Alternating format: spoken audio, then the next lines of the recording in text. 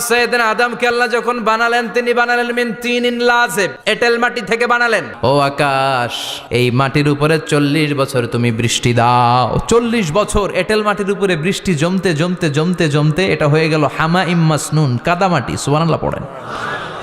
কাদামাটি থেকে গেল 40 বছর। কাদামাটি থেকে আল্লাহ সৈয়দনা আদম আলাইহিস সালামের ডাইস বানালেন। তারপরে আল্লাহ সূর্যরে বললেন, ইয়া শামসু হাররিকি আলাইহি 40 ইয়াউমা, ও সূর্য এবার আদমের কায়ার উপরে, মূর্তির উপরে তুমি 40 বছর সূর্যের আলো দাও। ইসলামিক লাইফ, জীবন গড়ুন কোরআন সুন্নাহর আলোকে। তার এই আল্লাহর কোরআন যদি ঠিক মতো পড়া যায়, মানুষের মতো মানুষ বানিয়ে আপনারা জান্নাতি বানাবে কে? তার মানে এই কোরআন পড়লে মানুষের মতো মানুষ হওয়া যায়। চিল্লায় বলেন, কি হওয়া যায়? সবাই বলেন, মানুষের মতো মানুষ হতে চান তো সবাই? সবাই চাই। আসুন দেখি মানুষের নামে সূরায় আল্লাহ কি বললেন, পড়েন। আউযু বিল্লাহি মিনাশ শাইতানির রাজিম, বিসমিল্লাহির রহমানির রহিম। হাল আতা আলাল ইনসান হিনুম মিনাদ দাহরি লাম ইয়াকুন শাইআম মাযকুরা। আল্লাহ বললেন, মানুষের জীবনের একটা সময় ছিল যেই সময়টা উল্লেখ করার মতো মানুষ কিছুই ছিল না। সুবহানাল্লাহ। প্রত্যেক মানুষের জীবনে এমন একটা সময় ছিল যেই সময়টাতে উল্লেখ করার মতো সে আসলে কিছুই ছিল না, তার অস্তিত্বই ছিল না, সে জিরো ছিল, তাকে জিরো থেকে হিরো বানিয়েছে কে? হাল আতা আলাল ইনসান, এই হাল হচ্ছে ইস্তেফাম তাকরিরি, বিমানা কাদ আতা আলাল ইনসান। অবশ্যই অবশ্যই মানুষের জীবনে এমন একটা সময় এসেছে, লাম ইয়াকুন শাইআম মাযকুরা, উল্লেখ করার মতো সে কিছুই ছিল না। কার কথা? মুফাসসিরিন একরাম ইনসান দ্বারা এখানে দুইটা জিনিস বুঝিয়েছেন। এক হলো সাইয়েদনা আদম, আর এক হলো আমরা সবাই। এই পৃথিবীতে মানুষ বানানোর 3 ক্যাটাগরি। ক্যাটাগরি নাম্বার 1, মাও নাই বাবাও নাই। এই সিস্টেমে আল্লাহ কার বানাইছে? কথা বলেন। আবার শুধুমাত্র মা আছে বাবা নাই, এই সিস্টেমে কাকে বানালেন? আবার বাবাও আছে মাও আছে, এই সিস্টেমে কারে বানালেন? আমাদেরকে বানালেন। আবার সৈয়দনা আদমকে আল্লাহ যখন বানালেন তিনি বানালেন মিন তিনিন লাযিব, এঁটেল মাটি থেকে বানালেন। এঁটেল মাটি দিয়ে কাঠামো বানানো যায় না, স্ট্রাকচার করা যায় না। এঁটেল মাটি জমিন থেকে নিয়ে আল্লাহ রেখে দিলেন 40 বছর। চিল্লায় বলেন, কয় বছর? আর আকাশকে বললেন, ইয়া সামা আমতিরি আলাইহি 40 সানা, ও আকাশ এই মাটির উপরে 40 বছর তুমি বৃষ্টি দাও। 40 বছর এঁটেল মাটির উপরে বৃষ্টি জমতে জমতে জমতে জমতে এটা হয়ে গেল হামাইম মাসনুন, কাদামাটি। সুবহানাল্লাহ পড়েন। কাদামাটি থেকে গেল 40 বছর। কাদামাটি থেকে আল্লাহ সৈয়দনা আদম আলাইহিস সালামের ডাইস বানালেন। তারপরে আল্লাহ সূর্যরে বললেন, ইয়া শামসু হাররিকি আলাইহি 40 ইয়াউমা, ও সূর্য এবার আদমের কায়ার উপরে, মূর্তির উপরে তুমি 40 বছর সূর্যের আলো দাও। 40 বছর সূর্যের প্রখর ও তীব্র তির্যক তাপে এবং কিরণে আদম হয়ে গেছে এখন সলসলিন কাল ফাখার, টোকা মারলে ঠন ঠন করে। সুবহানাল্লাহ পড়ে। এখনো রুহের ফুৎকার দেয় নাই এখনো, কিন্তু কেটে গেছে 120 বছর। 340 কত? 120 বছর চলে গেল। এই বিশাল লম্বা সময়ে আল্লাহ বললেন, লাম ইয়াকুন শাইআম মাযকুরা, উল্লেখ করার মতো আদম কিছুই ছিল না। রুহের ফুৎকার যেহেতু দেয় নাই 140 বছর, এটা এঁটেল মাটি, পরে ছিল কাদামাটি, এরপরে হয়েছে মূর্তি, ঠনঠনে মূর্তি। উল্লেখ করার মতো আদমের জীবনে 124 বছরে কিছুই ছিল না। চিল্লায় বলেন, ঠিক কিনা? আবার আমরাও যারা সলিমদ্দি কলিমদ্দি, আমরাও আমাদের মায়ের পেটের ভেতরে প্রথমে ছিলাম 40 দিন। বুখারীর বর্ণনা, ইন্না হাদাকুম ইউজমাউ খালকুহু ফি বাতনি উম্মিহি 40 ইয়াওমান সুম্মা ইয়াকুনু নুতফাতান মিসলা যালিক সুম্মা ইয়াকুনু আলাকাতান মিসলা যালিক ফায়াতি ইলাইহিল মালাকু ফায়ানফাখু ফীহির রূহ। আমরা যারা সলিমদ্দি কলিমদ্দি, আমরা আমাদের মায়ের পেটের ভেতরে 40 দিন ছিলাম নুতফা, এক ফোঁটা বীর্য। তারপরে 40 দিন ছিলাম আলাকা, রক্তপিণ্ড। তারপরে 40 দিন ছিলাম মুদগা, গোশতপিণ্ড। 340 120 দিন। কয় দিন? এই 120 দিনের লম্বা সময়ে লাম ইয়াকুন শাইআম মাযকুরা, উল্লেখ করার মতো আমরা আসলে কিছুই ছিলাম না, কারণ মানুষই তো হয় নাই। ডিফর্ম বেবি, এখনো দেহের আগাগোড়া কিছু হয় নাই। 120 দিন পর ফেরেশতা এসে আমার দেহের মধ্যে ফুৎকার দিয়ে যায়, তখন আমার হার্ট পার্টিশন চালু হয়ে যায়, আমার হার্টবিট চালু হয়, সিস্টোলিক ডায়াস্টোলিক, এই যে ধপ ধপ ধপ, এই প্রেশারটা ছাড়া মানুষ বাঁচে? ফুসফুসের কাজ কি? খালি ধপ ধপ করে, দম টানে আর দম নেয়, দম ফুরাইলে ঠুস। হায় রে মানুষ রঙিন ফানুষ, দম ফুরাইলে তবু তো ভাই কারোরই নাই একটুখানি। হায় রে মানুষ রঙিন ফানুষ, রঙিন ফানুষ, হায় রে মানুষ। সুবহানাল্লাহ। আমরা ছিলাম নুতফা, আলাকা, মুদগা, sperm drop, then blood clot, and finally the little flesh. আমি আমার এমফিল রিসার্চ করেছি এটার উপর, এটার ইংরেজিতে বলে এমব্রয়োলজি, ভ্রূণ তত্ত্ব। How the little এমব্রয়ো develops in mother ওম, মায়ের পেটে এই ছোট্ট ভ্রূণ, এটা কেমন করে শুক্রাণু ডিম্বাণু থেকে 8 মাস 10 মাস 9 মাস পরে কেমন করে জমিনে আসে। How the little এমব্রয়ো develops in mother ওম, মায়ের পেটে কেমন করে ডেভেলপ করে। একেবারে ক্ষুদ্র ছিলাম আমি, তুচ্ছ ছিলাম আমি, নগণ্য ছিলাম আমি। আমার কোনো নাম ছিল না, আমার কোনো গ্রাম ছিল না, আমার কোনো পরিচয় ছিল না। এখন দুনিয়াতে আমাদের পরিচয় আছে না নাই? কিন্তু মিজানুর রহমান আজহারি একটা সময়ে লাম ইয়াকুন শাইআম মাযকুরা, তোরা কেউ চিনতো না, তোর নামটাও কেউ জানতো না, উল্লেখ করার মতো তুই কিছুই ছিলি না। এটা দিয়ে আল্লাহ বুঝাতে চাইলেন তোর কিছুই ছিল না, জিরো থেকে আমি হিরো বানালাম। ক্ষমতার দাপট দেখাবি না, ক্ষমতার অহংকার দেখাবি না, টাকা পয়সার গরম দেখাবি না। 2 দিনের টাকার মালিক হয়ে ওর পা জমিনে লাগে না, এরকম টাকা তা ছেড়ে নাই। লাম ইয়াকুন শাইআম মাযকুরা, তোর চেয়ে বড় ক্ষমতাশীল ছিল ফেরাউন। আল্লাহ ছাড় দিয়েছে, ছেড়ে দেয় নাই, ঠিক কি না? নমরুদরে ছাড় দিয়েছে, ছেড়ে দেয় নাই, ঠিক কি না? আবু জাহেলকে ছাড় দিয়েছে, ছেড়ে দেয় নাই, ঠিক কি না? এখনো যারা গাদ্দারি করে, ইসলামের বিপক্ষে কথা বলে, ইসলামকে জমিনের ভিতর গেড়ে দিতে চায়, দেখা যায় আল্লাহ ওদেরকে ছাড় দেয় কিন্তু ছেড়ে দেবে না। চিল্লায় কও ঠিক কি না?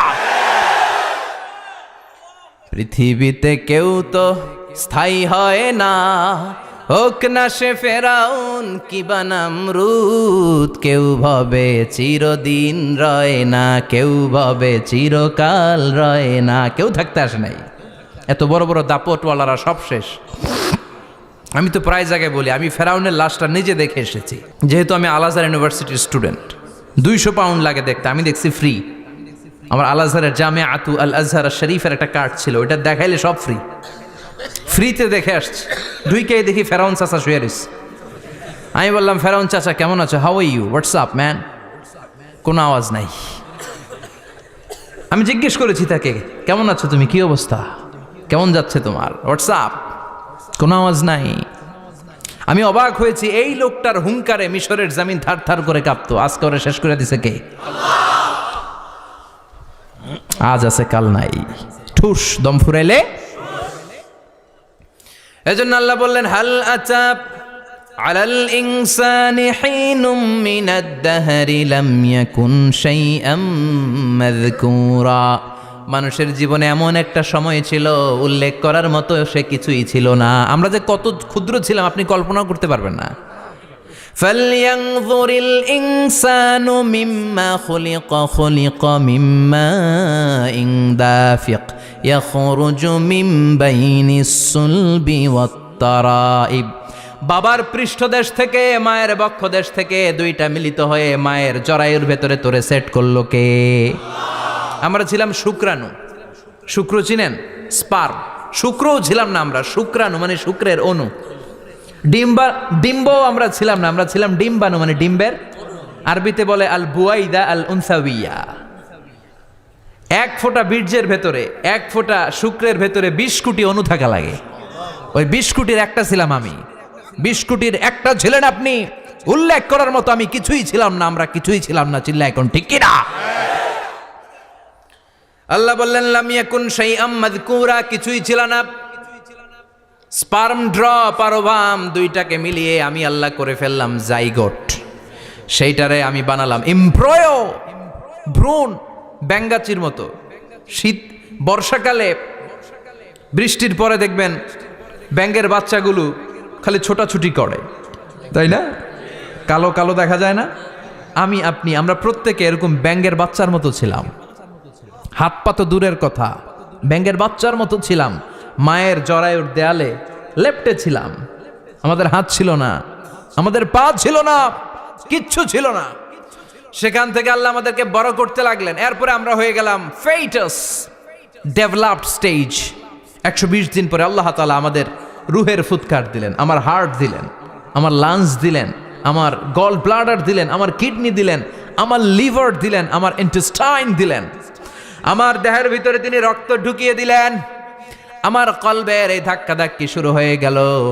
আল্লাহ বললেন এই কলবটা সব চাইতে দামি অঙ্গ, কলবের মধ্যে জিকির ভরতে হবে কার? লা ইলাহা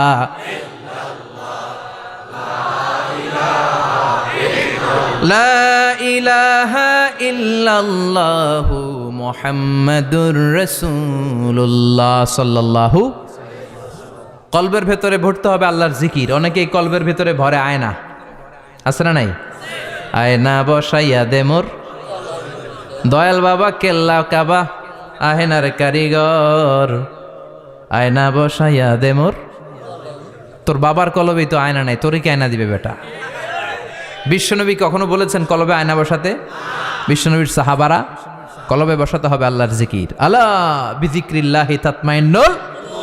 দুনিয়ার কোনো কিছু কলবকে ঠান্ডা করতে পারে না, একমাত্র আল্লাহর জিকির ছাড়া। এজন্য আল্লাহ বললেন হাল আতা আলাল ইনসানি হিনুম মিনাদ দাহরি লাম ইয়াকুন শাইআম মাযকুরা। প্রতিটা মানুষের জীবনে এমন একটা সময় ছিল উল্লেখ করার মতো কিছুই ছিলাম না। এই আয়াতটা যখন ইসলামের প্রথম খলিফা বিশ্বনবীর ডান হাত সাইয়েদনা আবু বকর পড়তেন, তিনি শুধু কান্না করতেন, চোখের পানি ফেলতেন আর বলতেন লাইতাহা তাম্মাত, হায় হায় আমার পুরো জীবন যদি এভাবেই কেটে যেত। লাম ইয়াকুন শাইআম মাযকুরা, মায়ের পেটের ভিতরে যখন ছিলাম, কিছুই যখন ছিলাম না, এরকমই যদি থাকতাম কতই না ভালো হতো। লা নাবতালি ওয়ালা নালিদ, জন্মগ্রহণ করতাম না, পরীক্ষার সম্মুখীন হতাম না, জীবনটা যদি এমনিই কেটে যেত কতই না ভালো হতো। এজন্য আল্লাহ বললেন প্রতিটা মানুষের জীবনে এমন একটা সময় ছিল উল্লেখ করার মতো সে কিছু ছিল। এরপর আল্লাহ বললেন ইন্না খলাকনাল ইনসানা মিন নুতফাতিন আমশাজিন নাবতালি ফাজআলনাহু সামিআন বাসীরা। নিশ্চয় আমি মানুষকে জমাট বাঁধা মিশ্রিত নুতফা থেকে তৈরি করেছি। বাবার শুক্রাণু মায়ের ডিম্বাণু দুইটাকে মিলিয়ে দিল কে? জরায়ের ভিতরে সেট করলো কে? আল্লাহ বললেন ফি কারারিম মাকিন, গোপনতম প্রকোষ্ঠে, যেই প্রকোষ্ঠে কোনো কবিরাজের কবিরাজি কাজে লাগে নাই, কোনো ডাক্তারের ডাক্তারি কাজে লাগে নাই, কিন্তু 9টা মাস ধরে খাবার পানি আর অক্সিজেন তোরে দিছে কে?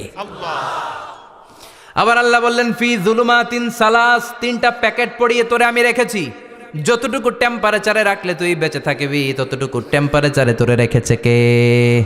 এজন্য আল্লাহ বললেন মিন নুতফাতিন আমশাজিন নাবতালি, তারপরে তোকে আমি পরীক্ষা করতে শুরু করলাম দুনিয়ায়।